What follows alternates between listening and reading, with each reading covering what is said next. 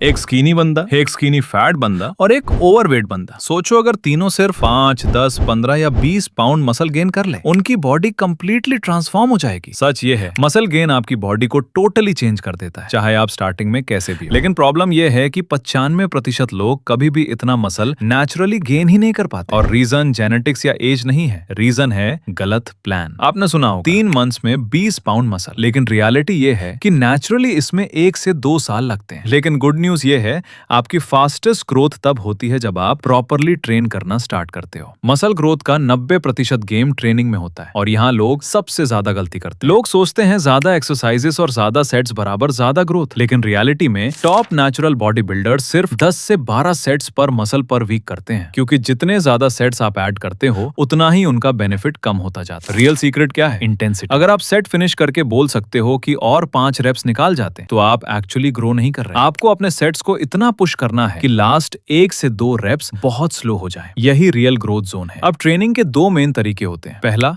Intensity method, जिसमें आप कम sets करते हो लेकिन हर सेट को फेलियर के क्लोज ले जाते हो। वर्कआउट शॉर्ट होता है लेकिन ब्रूटल होता है। दूसरा, वॉल्यूम मेथड, जिसमें आप ज्यादा सेट्स करते हो लेकिन फेलियर से थोड़ा पहले रुक जाते हो। वर्कआउट लंबा होता है लेकिन मैनेजेबल होता है। बेस्ट कौन सा है? सिंपल, जो आप कंसिस्टेंटली फॉलो कर पाओ। एक और इंपॉर्टेंट चीज, सारे सेट्स एक ही दिन में मत डालो, उन्हें वीक में 2 दिन में डिवाइड करो। इससे आपकी ग्रोथ और फास्ट हो सकती है। अब बात करते हैं एक्सरसाइजेस की। अगर आप बिगिनर हो तो आपको सिर्फ बेसिक मूवमेंट्स पे फोकस करना है। पुश, पुल, स्क्वाट और हिंज। सिर्फ इनसे ही आप 10 पाउंड से ज्यादा मसल गेन कर सकते हो। लेकिन जैसे जैसे आप एडवांस होते हो, आपको समझना पड़ेगा कि कौन से एक्सरसाइजेस आपकी बॉडी पे बेस्ट काम करते हैं, क्योंकि हर बॉडी डिफरेंट होती है। अब डाइट, अगर आपके पास ज्यादा फैट है तो आप एक साथ फैट लॉस और मसल गेन कर सकते हो, और अगर आप लीन हो तो आपको स्लाइट कैलोरी सरप्लस में जाना होगा। प्रोटीन इंपॉर्टेंट है लेकिन ओवर हाइप्ड है। आपको बस अराउंड 1.6 ग्राम प्रति किलोग्राम बॉडी वेट चाहिए। उसके बाद एक्स्ट्रा प्रोटीन कोई मैजिक नहीं करेगा। एक चीज जो लोग इग्नोर करते हैं